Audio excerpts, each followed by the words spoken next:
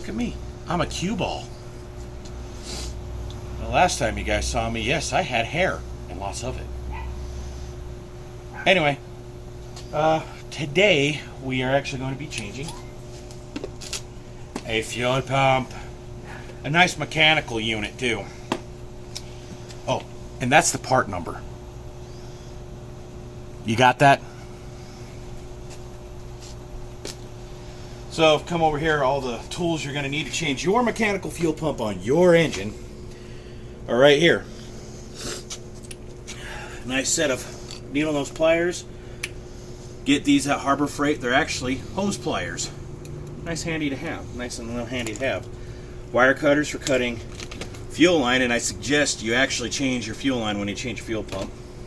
You can use power tools, which we are going to possibly use. Flat blade screwdriver, and I'm using some high-tack or aviation sealant for the gasket, and a basic set of hand tools. Now if we come over here to the patient, we've already done some prep work off camera. Let me turn the light on. By removing the fuel line. Now I have added this heat conduit right here to the fuel line because of how close proximity it is to the engine. So I added that a few weeks ago, and really hasn't made a difference, but I figured, you know, it'd help keep the fuel cool. You don't have to remove the fuel line, but it helps. But I just did it just to kind of get it out of the way. But that's what we're replacing down there. For those of you who have smog pump equipped small blocks, you will have to remove this bracket. This bracket lives right there where that bolt is. There's another bolt just above it. But when you remove the bracket, you want to leave that bolt out. We'll show you why in a minute. But first things first is anytime you are working around and you don't have an 8mm wrench. Ah, how dare you. Or an 8mm socket. Yeah, you do. Look in the quarter drives. Oh, we got Dr. Frankentruck in the house tonight.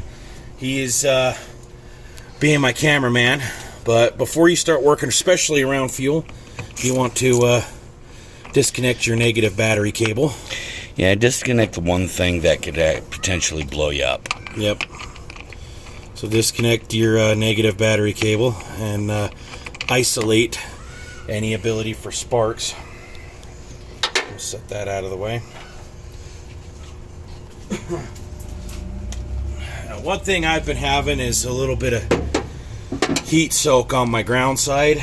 I drive down the road and as the engine warms up and the temperature gauge gets hot, it gets up there in temperature and the engine gets hot, my volts tend to, on the meter,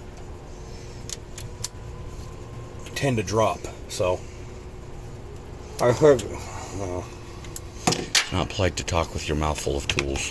No, it's not. I figured as maybe a possible solution is rerouting my grounds. So I got one cable going from the engine down to the frame, which I know it's counterintuitive with it being right here on the exhaust manifold, but trust me, it's the only place I could find that I can ground it to for now as kind of maybe an emergency, hopeful situation. It helps if I'm on the right way. So this is an added step that a lot of you guys, unless you have your ground set up this way, will not need to undertake. So we'll get in right to it.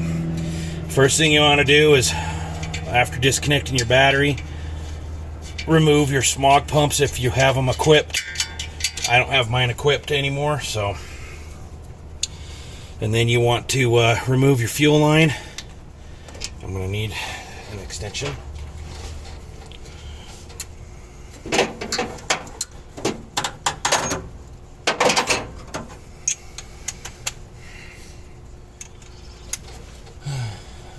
Yeah, you hold the flashlight.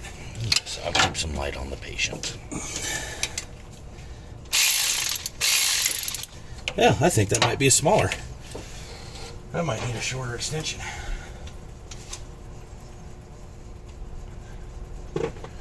size do you think that is? A half? Either a half or 7/16. Well, it's not 9/16. Oh, smaller than a half, so I think you're right, 7/16.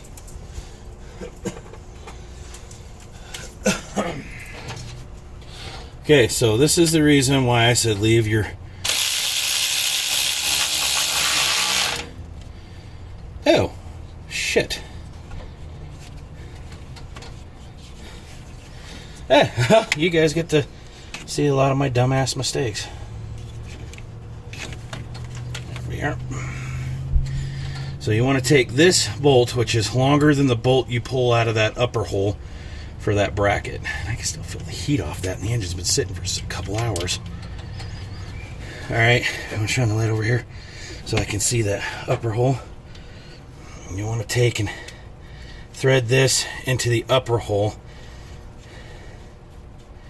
And yes, this is a trick I learned on YouTube from other channels. I can't remember the channel names that I've learned a lot of this information on, but you guys go and search this, and if you happen to come across my video, you'll probably see the other ones, which I have mentioned. But moving that mounting bolt over to this hole does is you want to get it snug, but not super tight. Snug but not super tight. And what it does is it holds the push rod in place. You don't have to worry about it. Wait, wrong size wrench. Sure. 7/16.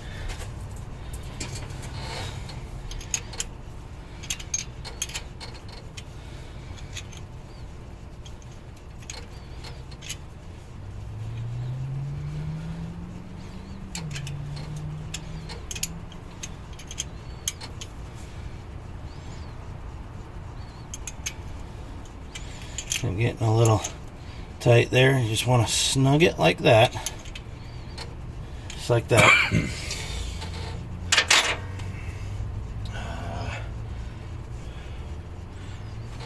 the next step is Getting to the boat on the other side. nope, not yet. I want to remove that bracket. Now the question is, what the hell did I do with all my tools in there? If they were a snake, they would have jumped out and bit them right on the arse. I wouldn't doubt that.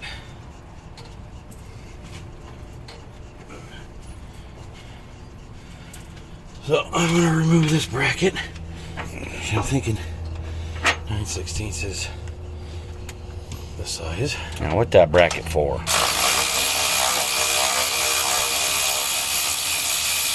This bracket's for? Damn it. When you're not dropping the hardware. Well, we'll have to go down there and in a minute we'll let this bracket. At least he's dropping the bolts and not his nuts.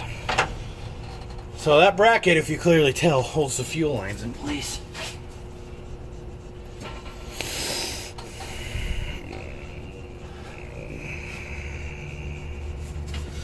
So allowing me to gain better access to the fuel lines, I'm pulling this bracket up out of the way. And then what we'll do is we'll now gain access to the other side. And remove that fuel pumpulation. Yeah, so The old fire water squirter. a lot of you guys that have carbureted vehicles in general. Oops. God damn it, I did it again. Right. And I can't reverse it. Ain't got no gas.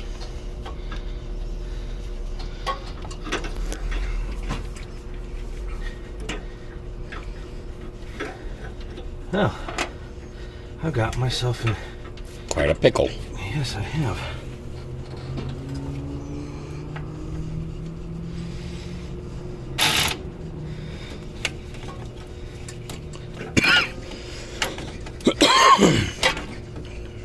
manage to get it reversed?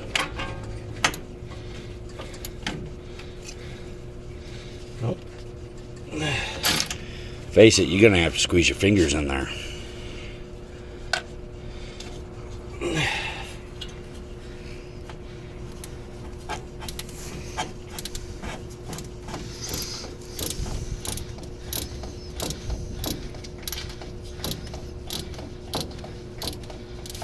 I'll tell you what, this year has been...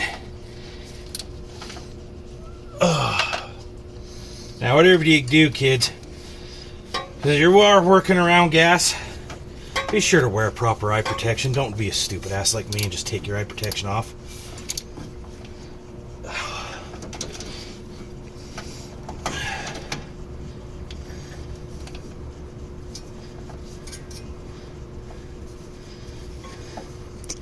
See if you can reach your fingers back in there and reverse that. I think I just did.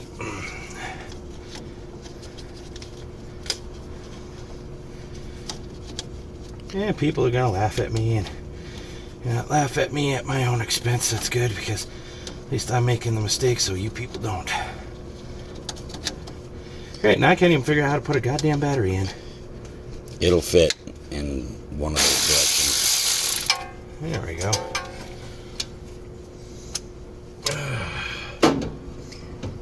Frames? Who needs frames? Oh wait, that's the main part of the vehicle. Alright, well, I'm a little busy. Okay, well, I'm not gonna wait until 11 o'clock at night to go dry clothes.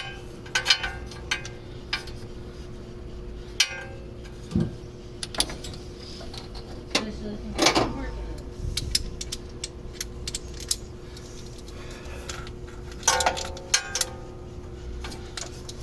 You know what? I have one of these. A universal joint. Yes. Power tools come in so handy. When used the proper way. Yep. Now here I am being dodo and struggling.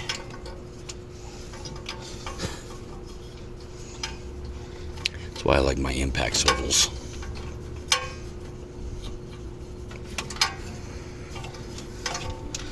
Oh, come on.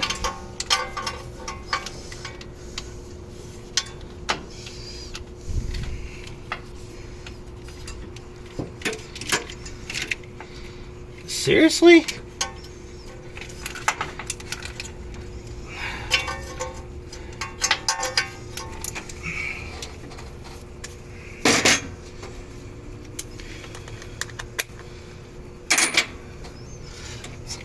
See if that will work.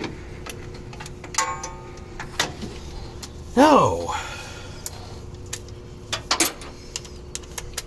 A few moments later. You still can't reach it. And that's the shortest extension you got. Put the universal joint back on the extension. I think I got a way to solve that problem. I bet you I could have this done in probably about less than 10 seconds.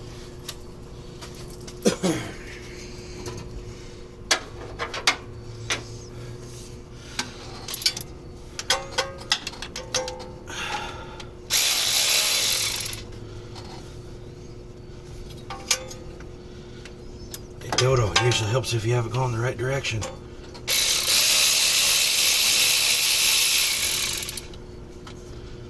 Hey, guess what? It's free. I just had to... There.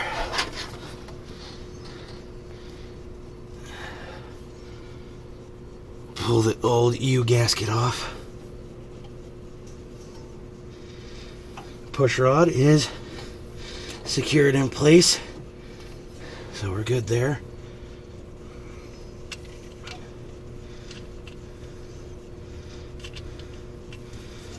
Why does it smell like gas? Because just took the fuel pump off. Alright. Now,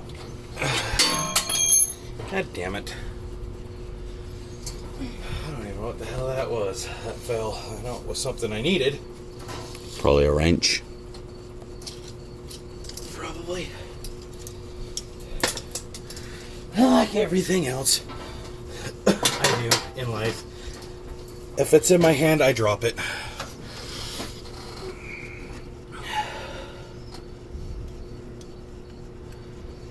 See how easy that was? Instead of trying to get to the fuel lines with it still attached to the block.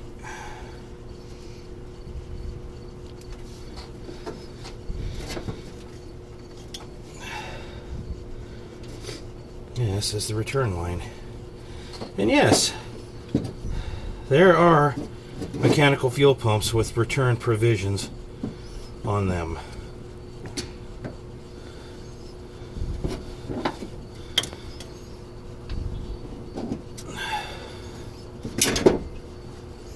There's one. Yep. Yeah, and I can tell this pump has been replaced before.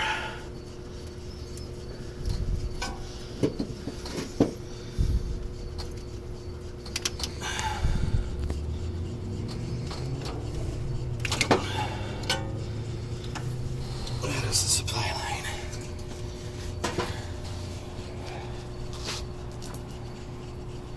Alright, there's the prize. Right there. I just need to get this bolt out, which I will try to do. But now, a word from our not sponsor.